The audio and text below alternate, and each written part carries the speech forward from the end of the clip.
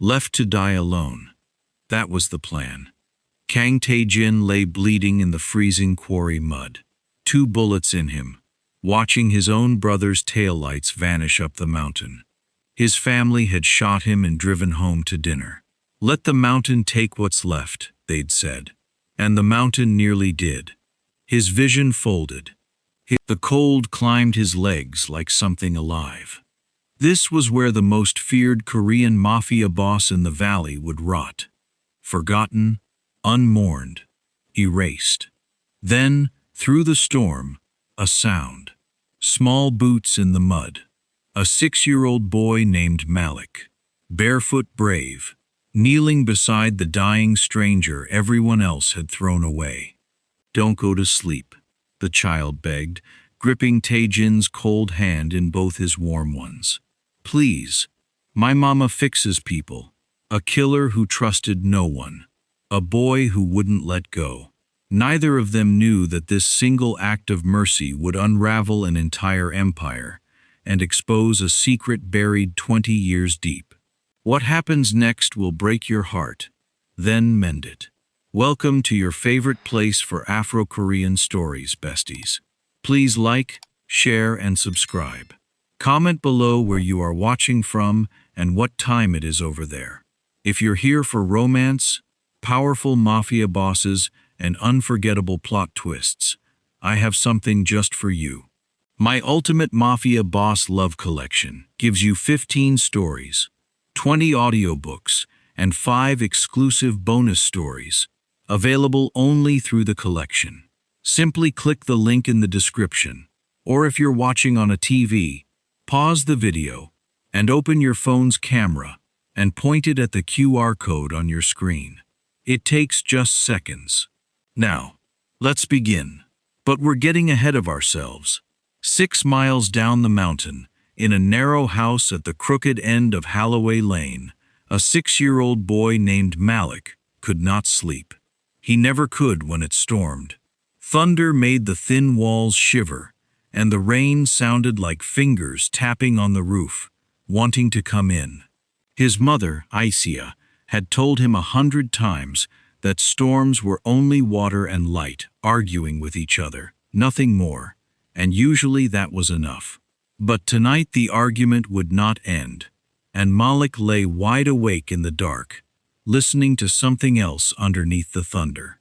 A sound that did not belong to the storm. A sound like a wounded animal, faint and far away, carried down the mountain on the wind. He should have stayed in bed. Any sensible child would have. But Malik was not. His mother often sighed. A sensible child. He was the kind of boy who caught spiders in his hands to carry them outside instead of letting them be stepped on. Who cried when he saw a bird with a broken wing. Who gave his lunch to the older boys who bullied him because he decided they must be hungry to be so mean. He had a heart, Aisha said, that was too big for the world he'd been born into. And that heart would not let him lie still while something out there was crying. So the boy slipped out of bed in his bare feet, pulled on his 2 large rubber boots, and crept past the room where his mother slept after a 14-hour shift scrubbing other people's floors. He eased the back door open. The rain met him like a slap, and Malik, all 4 feet of him, stepped out into the storm and began to climb the mountain toward the sound. It should be said, here at the beginning, that Aisha Johnson had not planned to raise this boy alone. She had not planned any of this life.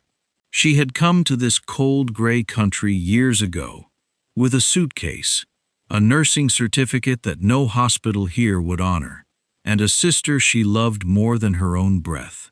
That sister was gone now. That was a wound Aisha did not open, not even for herself. And the boy sleeping down the hall was the only piece of her that remained. Aisha worked as a live-out housekeeper for wealthy families on the east side of the valley. The kind of families who left their diamonds on the bathroom counter to test her and never once looked her in the eye. She smiled at them. She said, "Yes, ma'am," and "Of course, ma'am," And every night she came home to Malik, and his face was the only place in the world where she let herself be soft. She had exactly one rule for him, repeated like scripture: whatever happens, you stay where I can find you. She did not know, sleeping through the storm, that her son was already a quarter-mile up the mountain, following the sound of a dying man. Malik found him at the bottom of the quarry road, where the runoff had washed a river of mud across the gravel. At first, the boy thought it was a pile of clothes someone had thrown away, a dark heap, half sunk in the water. Then the heap moved. A hand rose out of the mud, trembling, and fell back. Malik froze. Every story his mother had ever told him about strangers and danger flooded his small chest at once. He knew he should run. He knew it the way he knew fire was hot. But then the man in the mud turned his head, and in a flash of lightning, Malik saw his face, a hard, handsome, terrible face gone gray as ash, and eyes that found the boy and held on with the last desperate strength of a drowning man, reaching for anything at all. "Please," the man said. It was barely a word. It was the ghost of a word.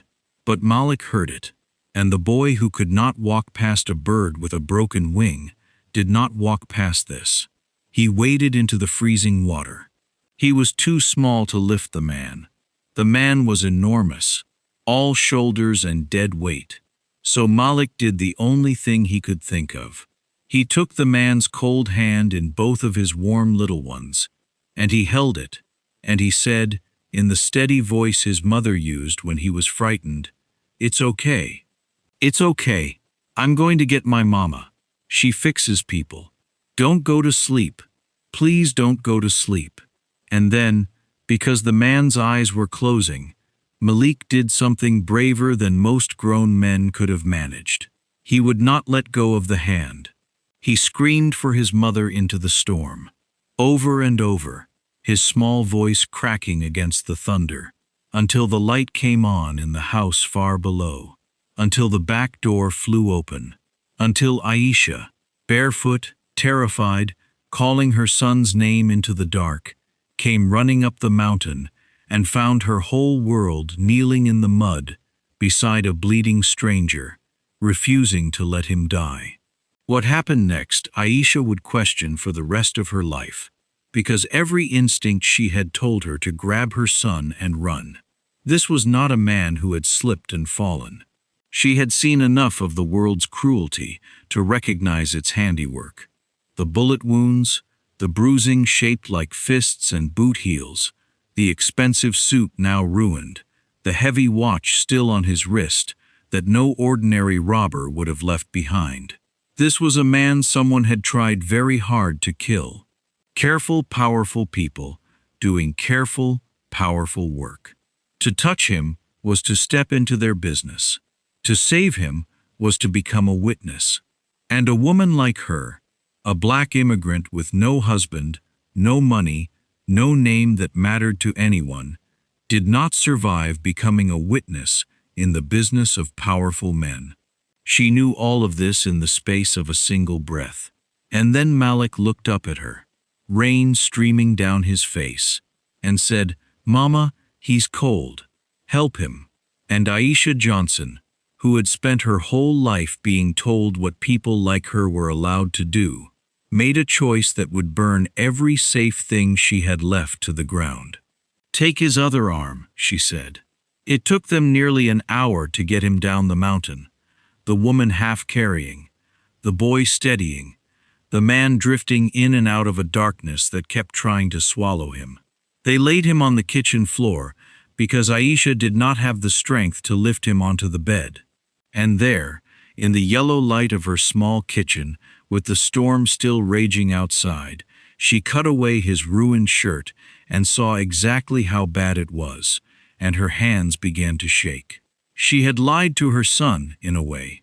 She could not fix people. She had trained to, once, in another country, in another life, but she had no supplies here. No morphine, no surgeon's hands, nothing but a sewing kit and a bottle of cheap vodka and a box of expired antibiotics she'd kept for emergencies she prayed would never come. She looked at the 2 bullet wounds, at the man's gray face, at the shallow rattle of his breath, and she understood with terrible clarity that he was going to die on her kitchen floor. Tonight, in the next hour, most likely, and that when he did, she would have a dead man in her house, and no way on earth to explain it. "Mama?" Malik's voice was very small. Aisha wiped her face with the back of her wrist. "Go to your room, my love. Is he going to be okay?" She looked at her son, at the fear and the hope warring in his eyes. And she made a second choice. The choice to fight for a stranger's life, not because she believed she could win, but because her boy was watching, and she would not let him learn tonight that some people were simply left to die. "Not if we stand here talking," she said, and rolled up her sleeves. What followed was the longest night of Aisha Johnson's life. She dug the bullet from his shoulder by the light of a phone held in her teeth, the man convulsing beneath her hands, and she poured vodka into the wound and stitched it closed with a needle she'd sterilized over the stove. The second bullet had passed clean through his side, a small mercy, the only one the night offered, but he had lost so much blood that his skin had gone the color of old paper, and twice his breathing stopped, and twice she breathed for him, her mouth on a stranger's cold mouth, willing him back. Malik would not go to his room. He sat in the doorway with his knees pulled up to his chest, and every time the man went still, the boy said, "Don't go to sleep," in that same steady voice, as if he alone could hold the man on this side of the dark. And whether it was the stitches, or the antibiotics, or a 6-year-old's stubborn refusal to let go, somewhere near dawn, the man's breathing steadied. His color turned by the faintest degree from paper to flesh, and Aisha, kneeling in a spreading stain of blood and rainwater, put her ear to his chest and heard a heartbeat that had decided, against all odds, to keep going. She began, very quietly, to cry. She did not know she was crying over the man who would either be the ruin of her or the answer to a question she had stopped letting herself ask years ago. She only knew that she had done a terrible, foolish, dangerous thing, and that she could not, for the life of her, bring herself to regret it. The man slept for 2 days. Aisha moved him to Malik's bed and made her son sleep in her room, and she called in sick to the family whose floors she was supposed to scrub, a thing she had never once done, and she watched the stranger breathe.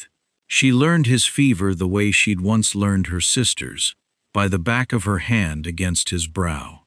She spooned water and broth between his cracked lips, and she searched him, because she was not a fool, going through the pockets of his ruined suit for any clue to who she had brought into her home. She found no wallet, no phone, no identification of any kind. Those had been taken, of course, by the people who wanted him erased. What she found instead was worse.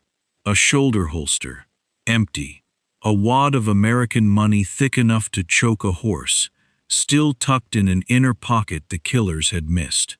And, tattooed across the man's back, spanning from shoulder to shoulder, in black ink gone slightly blurred with age, a design she recognized. Not the specific one, but the kind of one. A serpent, coiled around a blade, rendered in a style she had seen before, years ago, in another country, on other men. Men her sister had warned her about. Men who did not leave witnesses. Aisha sat back on her heels and understood, at last and completely, exactly what she had carried down the mountain. She had heard the whispers, everyone in the valley had, that the old families who ran the east side, the money behind the money, the hand behind the glove, were not what they seemed, that the gleaming towers downtown and the quiet estates in the hills where she scrubbed marble floors were owned, underneath it all, by an organization with roots that ran back across the ocean. An organization that settled its disputes not in courtrooms, but in quarries, like the one above her house. She had told herself it was just talk. Now there was a man with a serpent on his back sleeping in her son's bed, and the talk had a face. She should have called the police. She knew that. But she also knew what the police in this valley were worth, and to whom they answered. And she knew that a woman like her walking into a station to report a wounded gangster would not walk out with her son. So she told no one. She locked her doors, and she waited for the man to wake up, and she prayed to a God she wasn't sure was listening, that when he did, he would not be the kind of monster the ink on his back suggested. On the third morning, she carried in a bowl of broth and found him awake. He was propped against the headboard, weak as a newborn, but his eyes, dark, sharp, and utterly without warmth, tracked her the instant she entered, and Aisha felt the temperature of the room drop. She had spent 2 days pouring water into this man's mouth, breathing life back into his lungs, but the person looking at her now was not the helpless thing she'd saved. This was someone else entirely. This was the predator underneath, and in a voice like gravel dragged over ice, in accented English, the first words Kang Tae-jin said to the woman who had saved his life were not "thank you." They were, "Who sent you?" Aisha stopped in the doorway. "No one sent me. You're lying." His hand moved beneath the blanket, and she understood with a cold jolt that he was reaching for a weapon that was no longer there, that his body simply hadn't accepted it yet. "People don't help. Not for nothing. Who do you work for? Was it my brother? Did Minsuk send you to make sure I found you in the mud," Aisha said, and there was steel in her own voice now, the steel of a woman who had breathed for him with her own mouth, and would not be called a liar in her own house. "My son found you. He's 6 years old. He would not stop screaming until I came, and we carried you down that mountain because you were dying, and I have spent 2 days keeping you alive on this side of my kitchen, so you can put your hand back where I can see it, and you can drink this broth, because whoever you're afraid of, mister, it isn't me."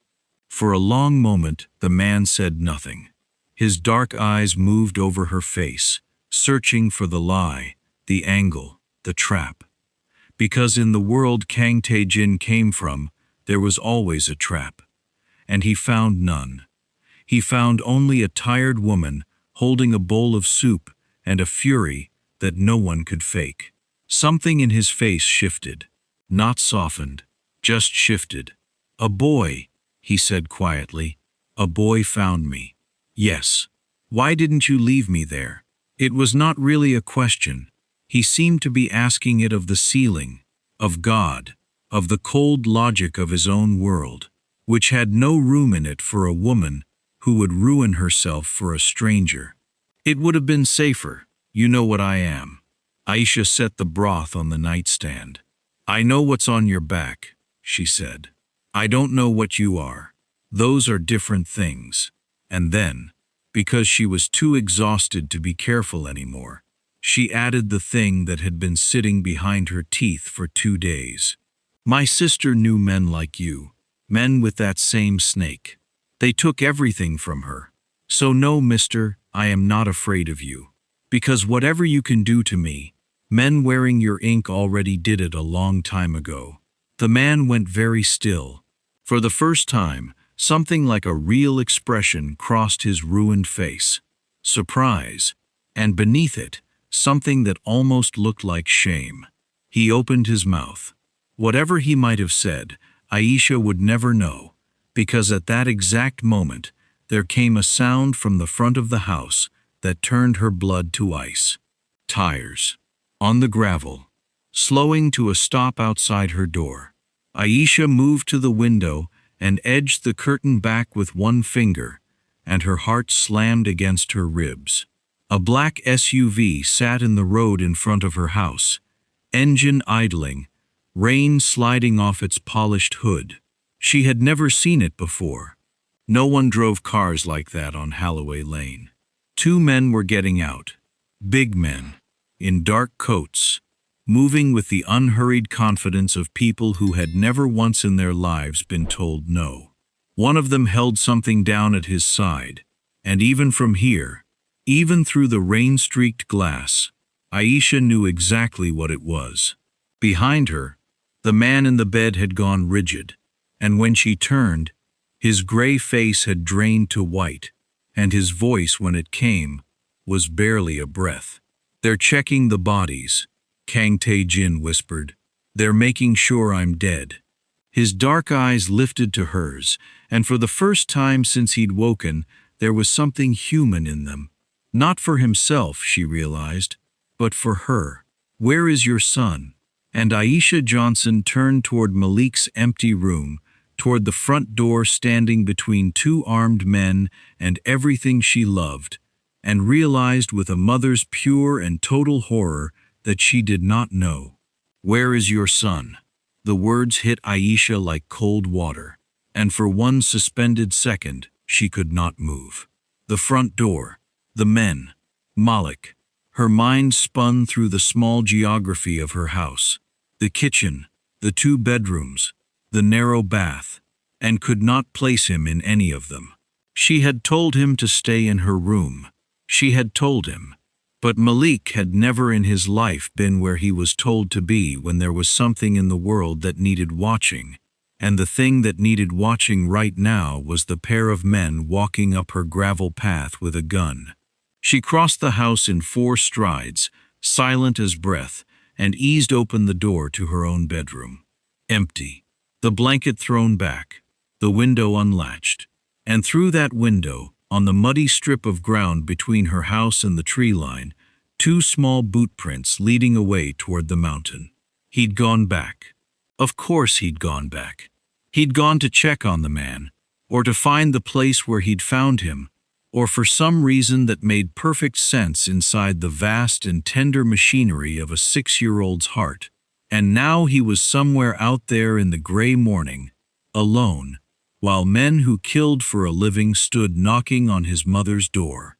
The knock came again, heavier this time, and a voice, smooth and unhurried, in lightly accented English. "Ma'am, so sorry to trouble you. We're from the county, looking for a lost hiker. Went missing up the ridge 2 nights ago. Wondering if you've seen anything." A lie so casual, it made Aisha's skin crawl. There was no lost hiker. There was only the man they'd left for dead, and the loose thread of a woman who lived at the foot of the mountain where they'd dumped him. They were pulling that thread, and if she gave them the smallest reason, a flicker in her face, a wrong word, a boy's toy left in the yard, they would pull it all the way out. She looked back down the hall. Kang Tae-jin had somehow dragged himself upright in the doorway of Malik's room, one hand braced against the frame, his stitched side soaking crimson through the bandage. He was shaking his head at her, slow and deliberate. "Don't open it." But she had to. A woman who didn't answer her own door was a woman with something to hide, and these were not men who left questions unanswered. "Coming," she called, and her voice came out steady, and she hated how easily it did. The yes ma'am voice, the invisible woman voice, the one she'd built over years of being watched by people who didn't see her. She used it now like armor. She pulled the door open just wide enough to fill the gap with her body, and she looked up at the 2 men on her step with the mild, tired, faintly confused expression of a housekeeper who'd been up since dawn and knew nothing about anything. "Morning," she said. "A hiker, you said? Lord, in this weather?" The closer man smiled. He was handsome in a flat, reptilian way, and his eyes did what all their eyes did. Moved past her face to the room behind her. Cataloging, measuring. "Foolish. I know. Family's worried sick. You didn't hear anything the last couple nights? See any lights up the ridge? Mister, in that storm I couldn't hear my own thoughts." She let a small, weary laugh into it. I keep my boy inside and my door's locked when it comes down like that. Didn't see a soul. She shifted her weight, and the movement pulled the door an inch narrower. The most natural thing in the world. You might try the Petersons, up past the switchback. They've got the dogs. Dogs hear everything. She watched the man decide whether to believe her. It was the longest 3 seconds of her life. His eyes went past her again, to the kitchen, where a careful look would find the faint pink ghost of blood she'd scrubbed from the floor at 2 in the morning. To the hall, where a wounded man was bleeding against a doorframe 8 feet away. If he asked to come in, she had nothing. No story, no exit, no way to keep him from walking straight into the truth. And then, from the tree line behind the men, a voice called out bright and clear across the yard. "Mama! Mama! I found a frog!" Aisha's heart stopped.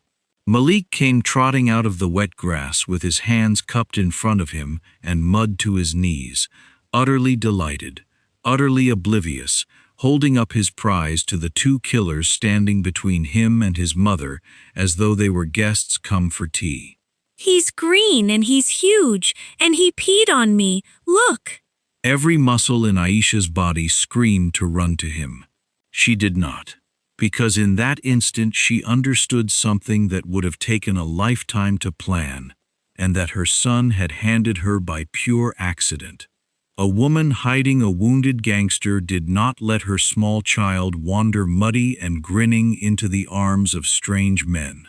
A guilty woman would have flinched. A guilty woman would have called the boy sharply to her side, and so Aisha did the opposite. She rolled her eyes toward the men with the exhausted, exasperated fondness of every mother who had ever lived, and she said, "That's the lost hiker right there. Officers, that's my whole trouble in one small package." And she called out, easy and warm, "Malik, baby, what did I tell you about the creek in the rain? Put the frog down and go wash your hands." The reptilian man laughed. Something in him unclenched. The boy had sold it. The ordinariness of the boy, the sheer domestic nuisance of a child with a muddy frog. Killers looking for a bleeding man in hiding did not expect to find a frog. "Cute kid," he said. "We'll leave you to it. If you do see anything," he produced a card, blank except for a phone number, and pressed it into her hand. "You call this, day or night. There's a reward for the family's peace of mind." "Course," Aisha said, taking the card like it was precious. "I hope you find him. Awful, being lost out there alone." She watched them walk back down the path. She watched them get into the black SUV. She watched it pull away down Holloway Lane and vanish around the bend. And only then did her knees threaten to give out, and only then did she reach out and pull Malik against her so hard he squawked, frog and all, and she pressed her face into his muddy hair and breathed him in and did not let go. "Mama, you're squishing him," Malik protested. "I don't care about the frog," she whispered. "He's a good frog. I know, baby. I know."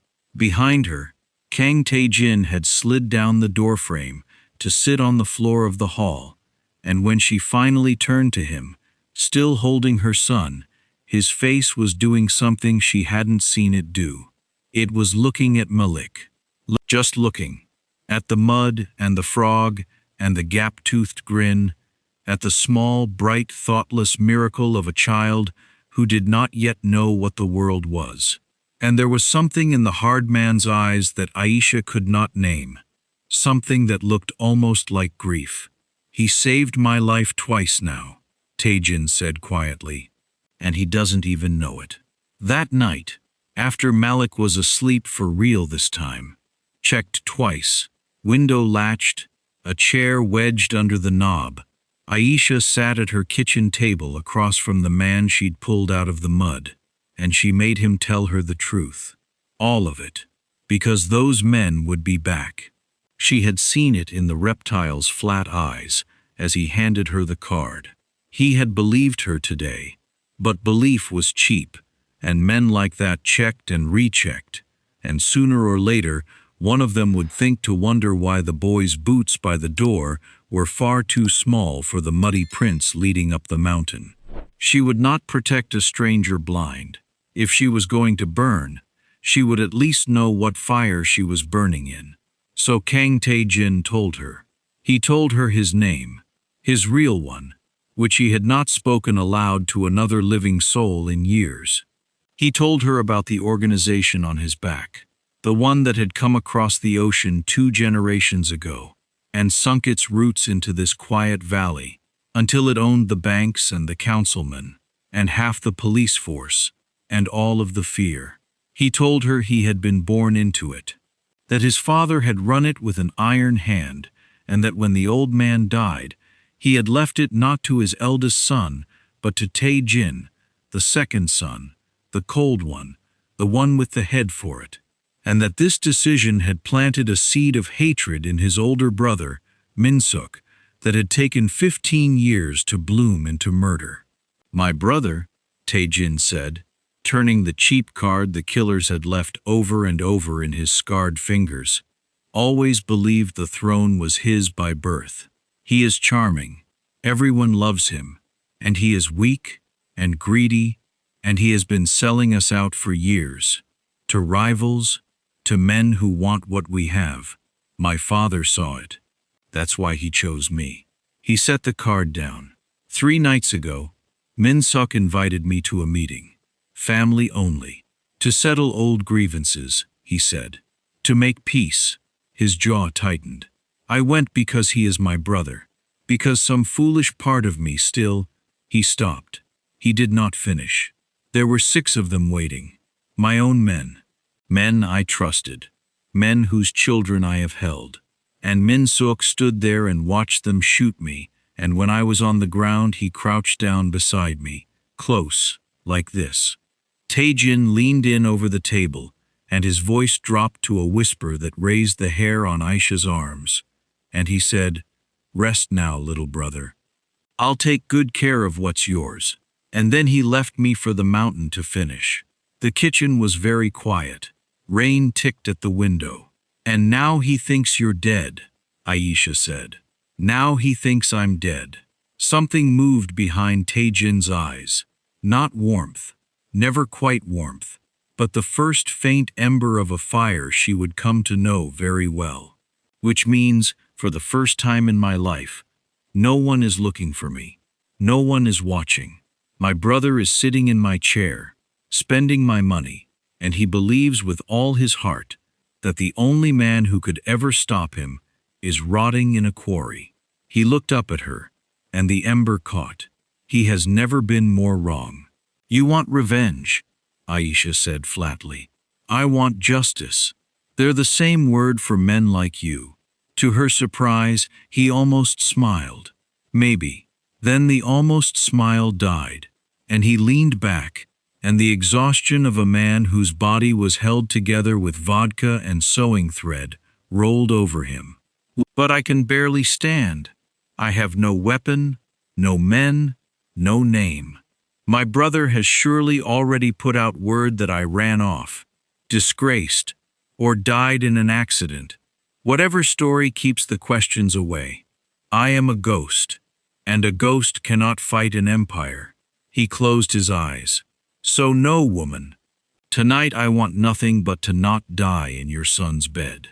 Tomorrow," a long breath, "tomorrow we will see if the dead can learn to walk." Aisha studied him across the table. This ruined, dangerous, broken man. This monster her son had decided to save. She should have been afraid of him. Some sensible part of her still was.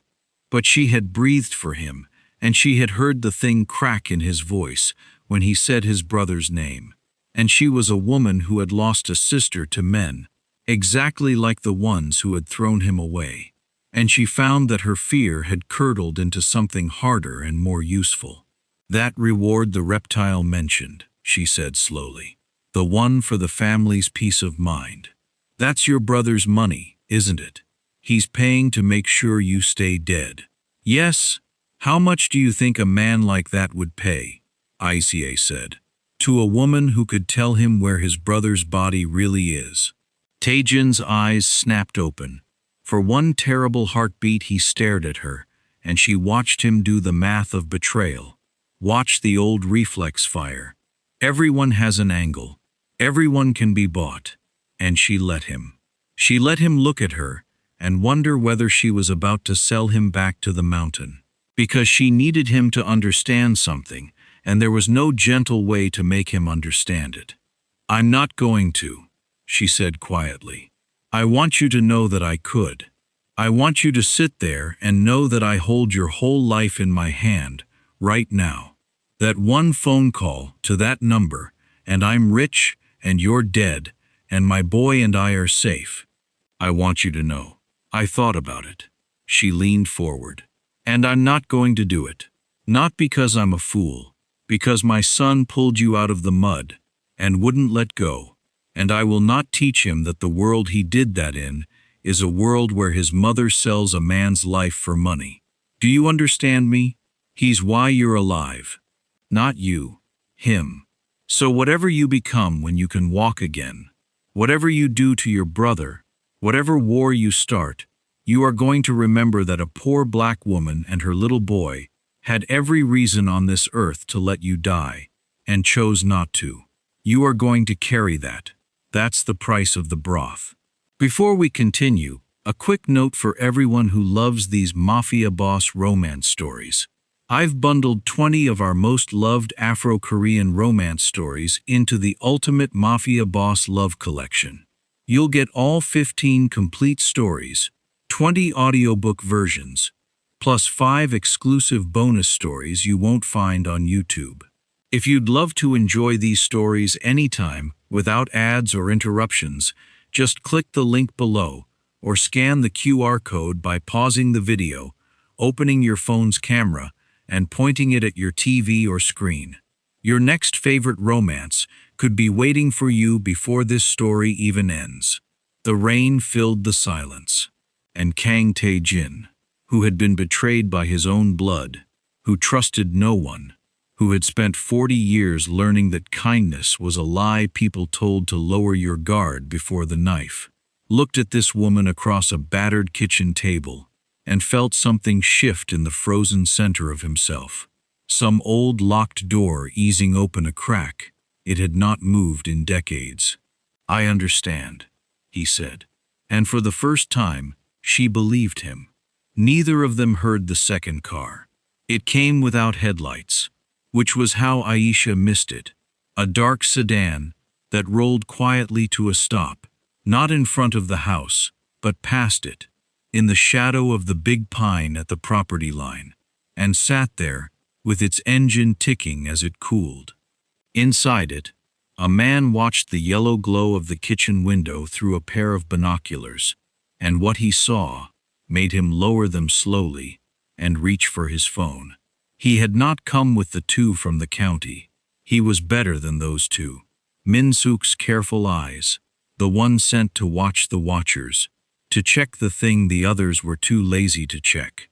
And he had been sitting in the dark for an hour, and he had seen, framed perfectly in the lit window, the unmistakable profile of a man who was supposed to be dead. A hard, handsome, terrible face he had known his whole life.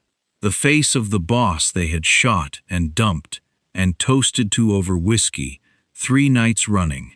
Kang Tae-jin was alive, and he was sitting at a kitchen table at the foot of Holloway Lane, breaking bread with some woman, as though the grave had spat him back. The watcher's thumb hovered over Min-suk's number. This was worth everything. A fortune, a promotion, the eternal gratitude of the man who now sat on the throne. All he had to do was press the button and say the words, and by morning there would be 6 SUVs on this lane, and no woman, no boy, no brother, no witnesses. Nothing left of the house but a story about a gas leak. He pressed the button. Inside the warm kitchen, Aisha rose to clear the bowls, and Malik's small voice drifted from the bedroom. A bad dream, calling for his mother, and she smiled and went to him, and Tae-jin watched her go and let himself, for one unguarded moment, believe that he had found the one safe corner left in the world. Out in the dark, the phone rang once against Min-suk's ear. The phone rang a second time, and in the space between that ring and the next, everything turned.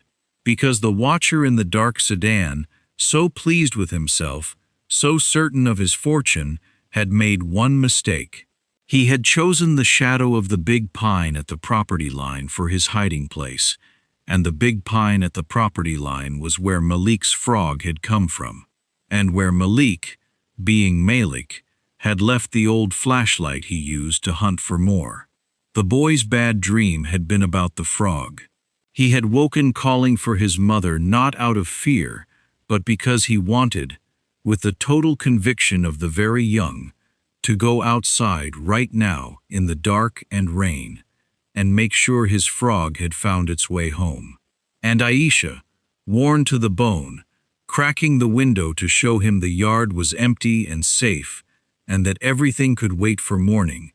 Aisha saw the sedan. She saw the faint red glow of a phone screen against a man's face in a car that had no business being there, parked without lights beyond her fence, and every drop of blood in her body went cold. Tae-jin. She did not raise her voice. She did not have to. Something in the single word brought him up out of the chair in the kitchen despite the wound in his side, and he was at her shoulder in an instant, and he followed her eyes out into the dark, and he saw the car, and he saw the glow, and he understood everything in half a heartbeat. "He's on the phone," Tae-jin breathed. "He's calling it in right now." "Who is he?" "My brother's shadow, the one who checks." His face had gone to stone, but it was a different stone than before. Not the frozen deadness she'd seen when he woke, but something forged, something with an edge.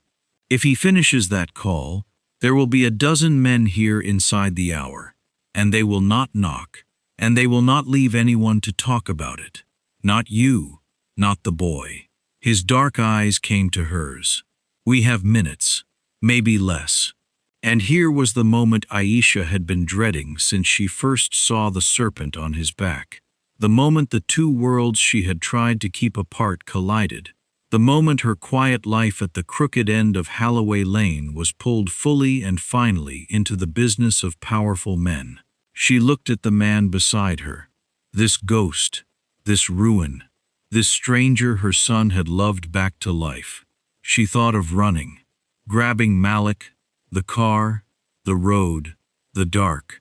But she knew, with the awful clarity of a woman who had lost a sister to these people, that you did not outrun them.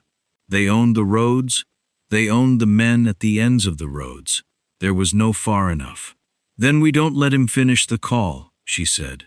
Tae-jin looked at her, really looked, and something passed between them that had no name. An understanding forged in seconds that most people never reach in years.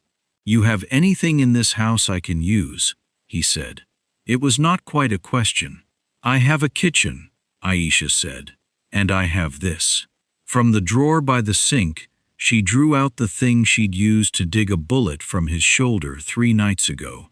A long, thin filleting knife, honed to a wire edge by a woman who wasted nothing. She did not hand it to him. She held it. "You can barely stand. You said so yourself.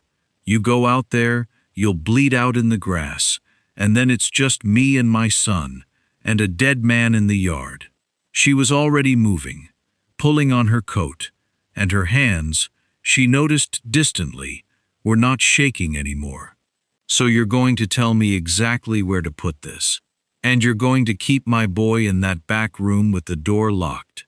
And you're going to be ready if I fail." "No." The word came out of him rough and immediate. "No, you are not. He is watching you." Aisha turned on him, fierce and low. "The second a man he thinks is a crippled ghost comes limping across that yard, he shoots. But a woman?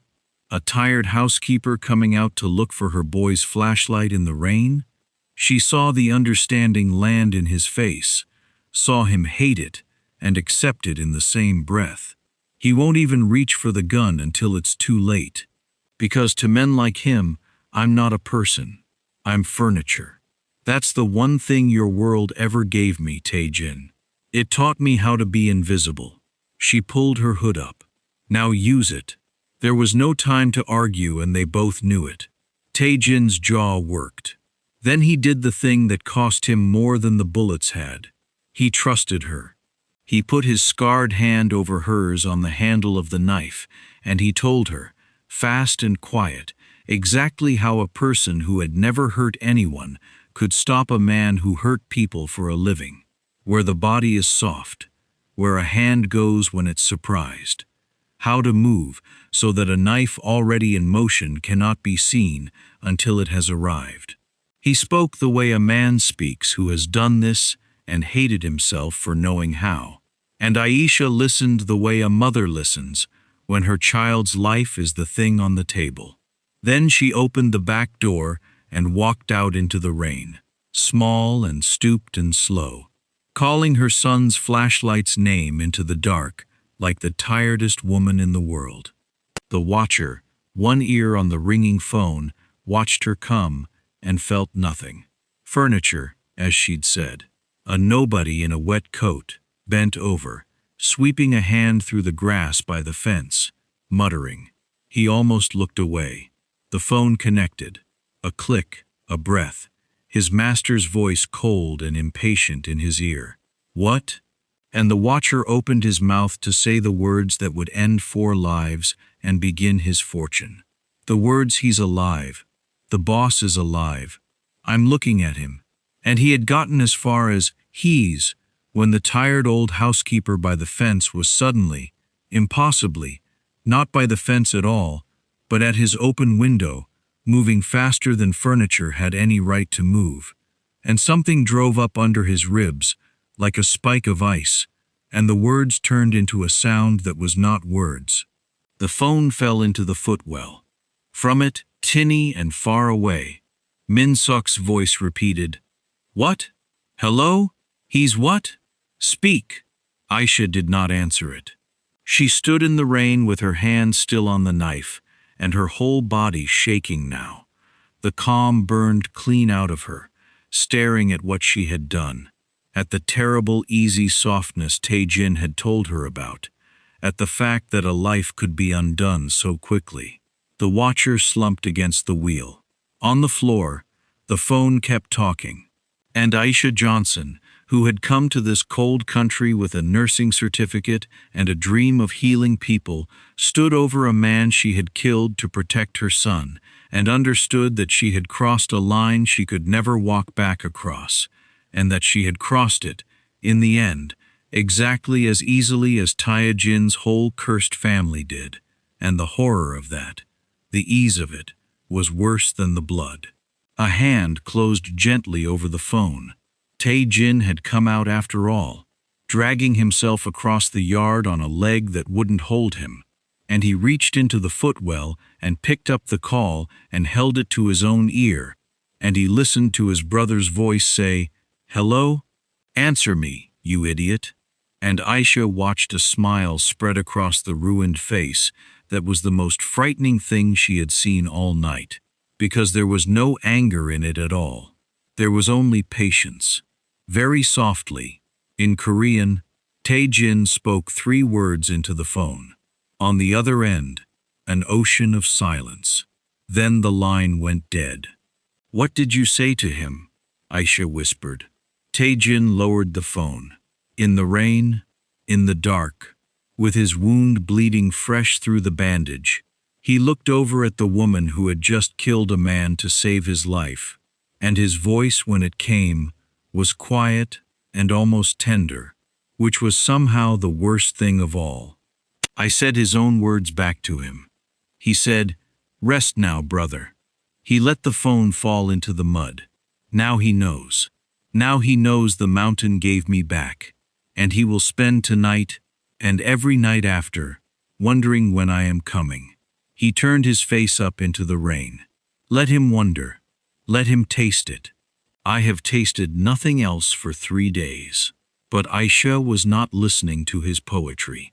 She was looking at the dead man in the car, and at the phone in the mud, and her mind, the sharp, tired, practical mind of a woman who had survived everything, had already leapt past the horror to the arithmetic of it. "He'll come now," she said. "You said an hour. You made it worse. You taunted him, and now he knows exactly where you are. And he's not sending a shadow this time. He's sending everything." She grabbed his arm. "We have to go. Now. Tonight.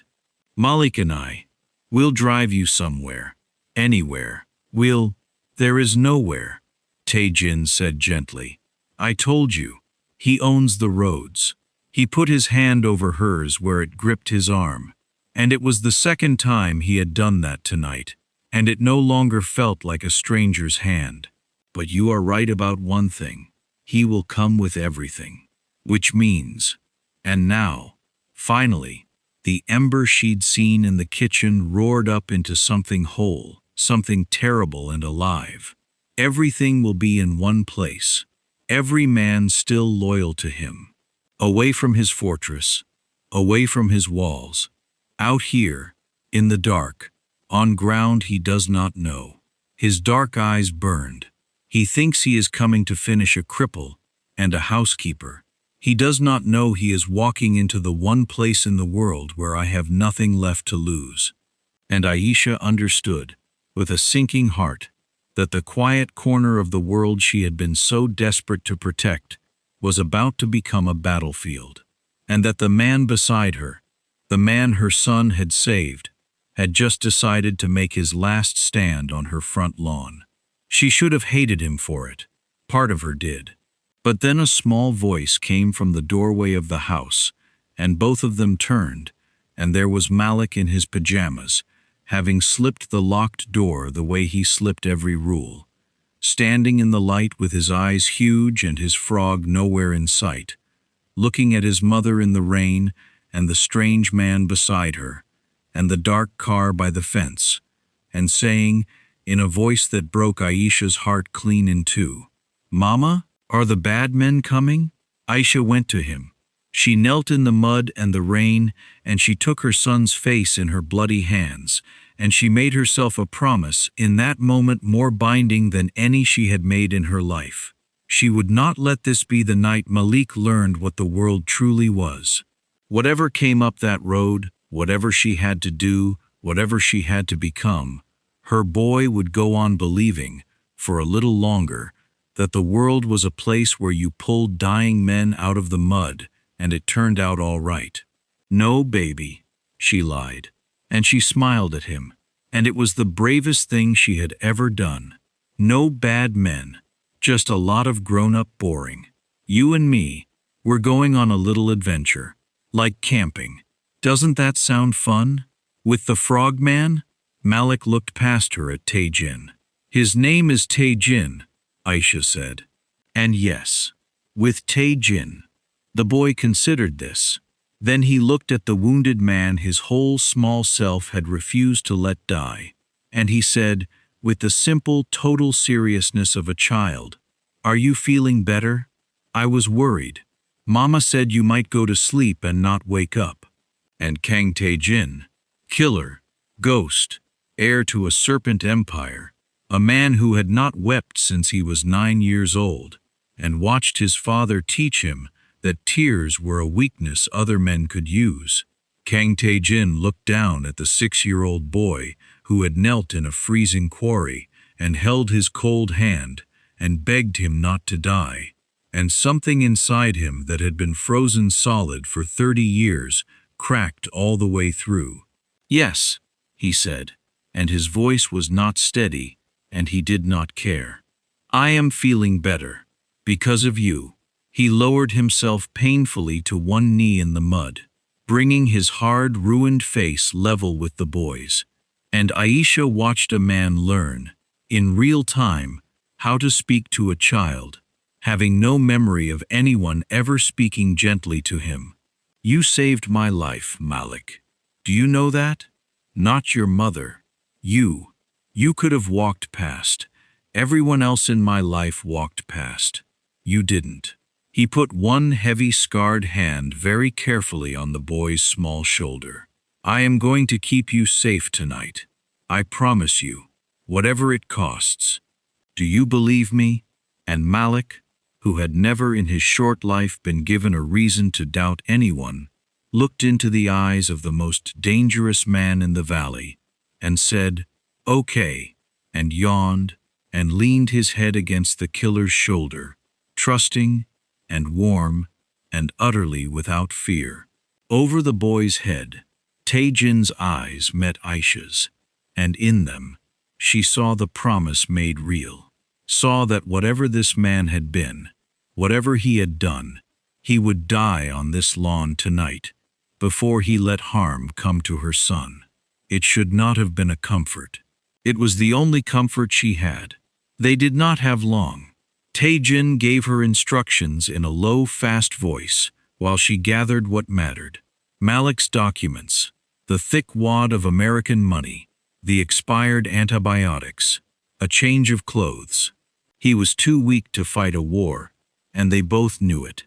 His plan was not a war, but an ambush, and an ambush needed the boy and the woman gone, safely away, so that Tae-jin could do the one thing left to him without any innocent life in the blast radius of it. He would send them down the back way, the deer trail behind the house that no SUV could follow, to the old ranger station 3 miles off, where a person could hide until dawn, and he would stay, alone.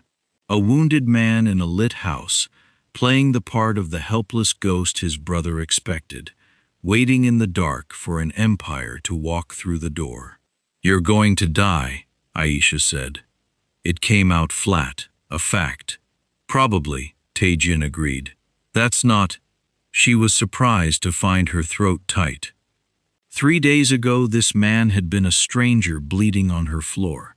She did not understand why the thought of leaving him to die in her house felt like leaving a part of herself behind. There has to be another way. There isn't. There is only this. He pressed the wad of money into her hands and closed her bloody fingers around it. "If I don't come to the ranger station by morning, you take this, and you take your son, and you disappear, and you never speak my name again. You raise that boy to be exactly what he already is, and you tell him." For just a moment the iron cracked, and the man beneath showed through. "You tell him that the frogman kept his promise." Aisha looked down at the money, and up at the man, and something in her rebelled against the whole shape of it, against the neat tragic arithmetic where the poor woman and her boy run, and the doomed man stays, and the credits roll. She had spent her whole life being handed the smaller part. She had breathed for this man. Her son had loved him back to life, and she was done, all the way down to the bone, with being furniture in the stories of powerful men. "No," Aisha said. Tae-jin blinked. "No? You've been in your world so long, you can't see any other way to win but dying." She thrust the money back at him. "But I'm not from your world. And in my world, when the wolves are coming, you don't wait in the house for them." Down the dark valley, far off but not far enough, headlights bloomed against the low clouds. Many of them, a convoy, coming up Holloway Lane. Her time was gone.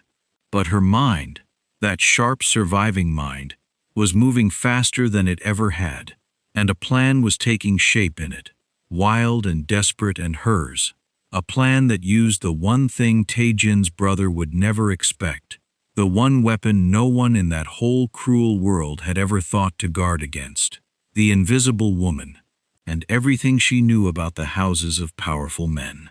"Give me your brother's phone number," Aisha said, already moving, pulling Malik toward the house. "The private one, the one only family has." She turned in the doorway, rain streaming down her face, and for the first time all night, there was something in her expression that frightened even Tae-jin. "You've been planning how to die for 3 days. Give me 10 minutes, and I'll show you how we're going to live. The headlights climbed the lane, and Aisha Johnson did the last thing anyone in Kang Tae-jin's world would ever have expected. She turned on every light in the house. "Are you insane?" Tae-jin dragged himself to the window, watching her move room to room, throwing switches until the little house at the crooked end of Holloway Lane blazed like a lantern in the dark. "You're telling them exactly where we are. I'm telling them exactly what they expect to see," Aisha said, and she pressed her phone into his hand with a number already dialed and ringing. A woman who doesn't know what's coming. A house with nothing to hide. "Now listen to me, and when he answers, you say precisely what I tell you to say, and nothing else." Her eyes held his. "You've spent your whole life fighting these people with fear. It's the only currency you know. But I scrubbed the floors of men like your brother for 10 years, Tae-jin. I know what they're actually afraid of. And it isn't a knife in the dark. It's the one thing your kind can never survive." The line connected. It's a witness who won't be quiet. The voice on the phone was Ice. "You're a fool to call me brother." Tae-jin's eyes never left Aisha's, and he spoke the words she fed him, low and steady. "I'm not calling to threaten you, Min-seok. I'm calling to warn you. There's a woman. She pulled me out of the quarry, and she saw the ledger." Silence. A silence with weight to it. A silence that told Aisha, who could not understand the Korean but could read the sudden stillness in Tae-jin's face, that her guess had been exactly right. Every empire like this one ran on a book. Names, numbers, the councilman bought, the police paid, the rivals buried. She had cleaned the studies of enough powerful men to know they all kept one, and that it was the only thing they truly feared losing, because it was the one thing that could not be answered with a gun. You cannot shoot a copy already sitting in a lawyer's drawer. You cannot bury a truth that 3 sealed envelopes are set to release the moment you go quiet. "There is no ledger," Min-seok said, but his voice had changed, and they both heard it. "She has photographs of every page," Tae-jin said, reading Aisha's lips, feeding it back. "She made copies before she ever touched me. She doesn't want money, and she can't be bought. I tried. She wants only one thing. She wants you to leave, tonight. Disappear, or by morning, every name in that book is in the hands of the one agency you never managed to buy." A pause, and then, with quiet devastation, the line Aisha had saved for last. "You always thought I was the dangerous one, brother. You gave the throne away over it. But you never once thought to be afraid of the woman who cleans your father's house." The convoy had reached the yard. Doors were opening. Men were spilling out into the rain. But they were not rushing the house. Aisha saw through the blazing window. They were waiting, and she understood that the phone in Tae-jin's hand had reached across the dark and touched the one nerve she'd aimed for. Min-seok had not given the order. Min-seok was standing out there in the rain among his men with a phone to his own ear, doing the math of his whole ruined life. Because here was the truth Aisha had understood, and Tae-jin, for all his cunning, had not. Min-seok had not come to kill his brother. Not really. He had come to kill the story. The possibility that anyone, ever, would know what he had done. A dead brother in a quarry was a rumor. But a brother who had crawled out, who had told someone, who had left proof behind, that was a fire no amount of blood could put out. And the moment Min-seok believed the fire was already lit, already spreading beyond his reach, the entire logic of his violence collapsed. He could not shoot his way out of a truth that was already gone from the house. Every man he'd brought was suddenly not a weapon, but a witness of his own. And men who feel a ship going down do not go down with the captain who steered it into the rocks. Aisha took the phone from Tae-jin's hand, and in the clear, calm, tired voice she had used on the reptile at her door. The invisible woman voice, the yes ma'am voice she had worn as armor her whole life. She spoke to the man who ran the valley. In English, slow enough that he could not pretend not to understand. "Mr. Kang, my name doesn't matter. You'll never find it. And that's the point. I'm one of 10,000 women who cleaned your houses and carried your trays and stood in your rooms while you talked. And you never once saw a single one of us. That's why you lost. Not to your brother. To us." She looked out the window at the man frozen in the rain.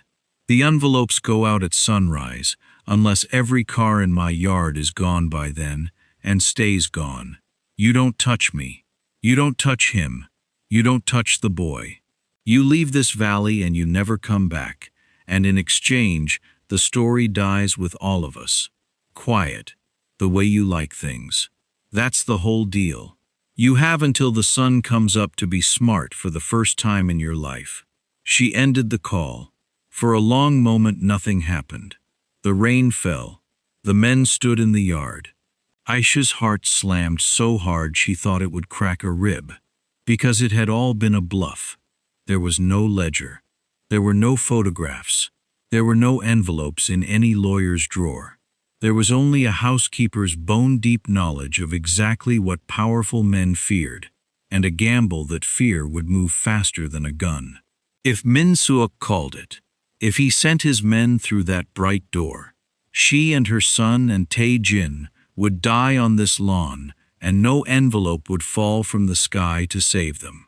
Out in the rain, Min Seok lowered his phone and gave an order. The car doors closed. One by one, the engines turned over, and the convoy that had come to erase 3 lives from the earth backed slowly down Holloway Lane, and was gone. Red taillights climbing the ridge and vanishing exactly the way Tae-jin's own family had vanished 4 nights ago and left him for dead. Except this time, it was the empire that fled, and the invisible woman who stood watching it go. Tae-jin sank down against the wall, and he laughed. A low, disbelieving, broken sound. The laugh of a man who had spent 40 years believing the world could only be ruled through fear, and had just watched it ruled, instead, through a lie told by someone it had never bothered to look at. "There was no ledger," he said. "There was no ledger," Aisha agreed. And then her legs gave out, and she sat down hard on the floor beside him, and she began, at last, to shake. He did not leave in the morning. Aisha had expected him to. That was how these stories went, she thought. The dangerous man vanishes back into his dangerous world, and the woman goes back to scrubbing floors, and they never speak of the night the mountain gave a dead man back. She had made her peace with it. She had earned at least the memory of it, and the knowledge that she had done a brave and impossible thing. But when the sun came up over Holloway Lane, Kang Tae-jin was still at her kitchen table, and Malik was showing him the frog, and the man who owned nothing anymore. No name, no throne, no empire, only his life, which a poor woman and her son had refused to let him lose, was listening to a 6-year-old explain frog anatomy with the complete attention he had once given only to men who could kill him. He stayed because he had nowhere else to go. At first, that was the honest truth of it, and neither of them pretended otherwise. His empire was gone, dissolved the moment its 2 heirs were both, in their own ways, dead to it. Min Seok fled the country, and the organization scattered without a hand to hold it, the way such things always do, and the councilman it had bought quietly found new masters, and the valley went on, not knowing how close it had come to a war fought on one small lawn. Tae-jin was, for the first time in his life, no one. A ghost with no haunting left to do. And he found, to his own astonishment, that he did not miss it. He mended slowly under Aisha's hard and careful hands. He learned to walk again, and then to work. Real work. The invisible kind. The kind he had never once in his life imagined doing. He fixed the roof that let the rain in. He drove Malik to school. He stood at the back of rooms while wealthy people talked as if he weren't there. And he understood at last, fully, what it was to be furniture. And the understanding humbled him in a way 40 years of violence never had. But this is not, in the end, a story about a mafia boss finding peace. That would be too simple, and too kind, and the world Aisha came from is rarely either. Because there was one thing left buried in it. One last truth that had been sitting under this whole story from its very first night, quiet as a held breath, waiting. It came out on an ordinary evening months later, when the danger was long past and the three of them had become something none of them had a word for. Not quite a family, but nothing else either. Aisha was telling Tae-jin, at last, about her sister, the one she never spoke of, the one taken by men wearing the same serpent he carried on his back.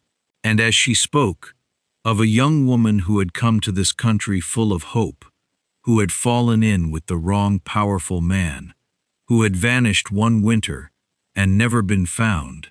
Tae-jin went very still, and the color drained from his face, and he asked her one question, in a voice that shook. What was her name?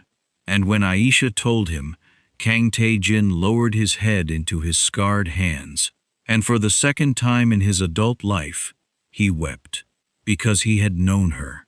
Years ago, when he was young and cold and still doing his father's cruelest work, there had been a young woman, bright, defiant, kind in a way that world could not abide. And his father had ordered her erased for the sin of loving the wrong man and knowing too much. And Tae-jin, 19 and desperate to be worthy of the throne, had been the one sent to do it. And he had stood before her in the cold, and he had looked into her frightened, unbroken face. And Kang Tae-jin, killer, heir, monster, had not been able to do it. He had let her run. He had told his father the job was done, and he had carried that single act of mercy as his most dangerous secret for 20 years. The one time the ice inside him had cracked before a stranger's kindness. The one life he had spared in a life spent taking them. He had not saved her forever. She had run and started over and been lost to time and hardship in the way the poor and the hunted so often are. But she had lived. For years she should not have had. And in those years she had done one thing that changed everything. She had raised her sister's boy alongside her own for a season and taught a small nephew named Malik that you do not walk past a wounded thing in the mud. He is her blood, Tae-jin whispered, staring at the boy asleep in the next room. The values she carried, the mercy, she put them in him, in you. He looked up at Aisha, and his ruined face was wet and open in a way she had never seen it. 20 years ago I spared one life, one time, and I never knew why, and I have hated myself for the weakness of it every day since. And that one life, his voice broke entirely, that one mercy came back down a mountain in a rainstorm and pulled me out of the mud. The child she shaped saved the man who spared her. Do you understand what that means? Everything I did wrong, all of it, every terrible thing, the one thing I did right, is the only reason I'm alive. Aisha sat with this, the vast and terrible symmetry of it, that the serpent that had taken her sister had also, once, in a single unexplained instant, spared her, and that the sparing had rippled forward across 20 years and returned, transformed, as her own son's small warm hands refusing to let a dying stranger go. That cruelty and mercy were bound together in the same man, and that in the end it was the mercy, the one flicker of it, that had outlived everything. She used to say, Aisha said quietly, that kindness was never wasted, that you throw it out into the dark, and you never know where it lands or when it comes back. I thought it was just something to tell a child. She looked at the man her sister had once spared, now weeping at her table, saved by that mercy's echo. I don't think I believed her until right now. They buried nothing that night, and they solved nothing, because some things cannot be solved, only carried. Tae-jin would carry the weight of the 1,000 things he had done that no mercy could balance. Aisha would carry the grief of a sister gone, softened now, just a little, by knowing the woman's kindness had reached across 2 decades to keep her own boy's family whole. And Malik would carry all his life the strange gift of a childhood in which the dangerous man from the mountain became the one who taught him to fish and read him to sleep, and never once, not for a single day, let him learn that the world was any less good than his 6-year-old heart had believed it to be. Years later, when Malik was grown, he would ask his mother why she had gone out into the storm that night, why she had risked everything for a stranger, and Aisha would tell him the truth she had come to understand, that she hadn't, that he had. That a 6-year-old who caught spiders in his hands and cried over broken-winged birds had climbed a mountain in the dark toward a sound of pain, and had refused to let go of a cold hand, and in doing so had saved not 1 life but 3, and undone an empire, and honored an aunt he barely remembered, all without ever knowing he had done anything at all except be exactly, stubbornly, gloriously himself. Because that is the thing this story wants to leave sitting in your chest tonight. The powerful men with their guns and their ledgers and their serpent ink, they ruled through fear, and fear, in the end, ruled nothing. It was the smallest person in the whole story, the one everyone overlooked, the poor woman's little boy with a heart too big for the world, who changed everything. Not with power, not with a weapon, with a hand held out in the dark to something dying, and the simple, stubborn, world-remaking refusal to walk past. If this story kept you hooked, there's plenty more waiting for you in my ultimate Mafia Boss Love Collection. You'll get 15 complete stories, 20 audiobooks, and 5 exclusive bonus stories not available on YouTube. Click the link in the description, or simply scan the QR code by pausing the video and opening your phone's camera to get instant access in just a few moments. I can't wait for you to discover your next favorite love story. Do 3 things before you go. Subscribe, so stories like this one keep finding their way to you. Share it with someone who needs to be reminded that the smallest kindness is never, ever wasted. And tell me in the comments the biggest lesson you're taking from Malik and Aisha tonight. Because somewhere out there, right now, there is a stranger in the mud. And the question this story leaves you with, the one worth carrying long after the screen goes dark, is a simple one. Will you walk past, or will you be the one who does not let go?